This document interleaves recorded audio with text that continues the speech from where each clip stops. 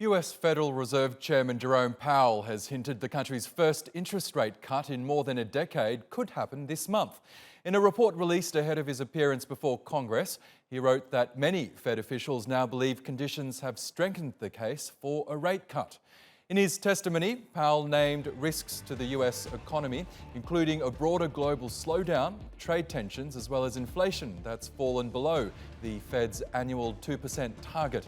US stocks rallied following Powell's remarks, with the S&P 500 breaching the 3,000 mark for the first time.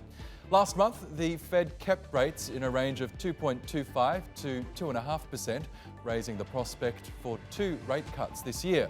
But a stronger than expected jobs report in June had lowered expectations of a rate cut this month. It's not all down to trade policy. There's something going on with growth around the world, particularly around manufacturing and investment and trade. And so that uncertainty is we think, weighing on the domestic economy. And then, as you pointed out, the other piece of it is inflation.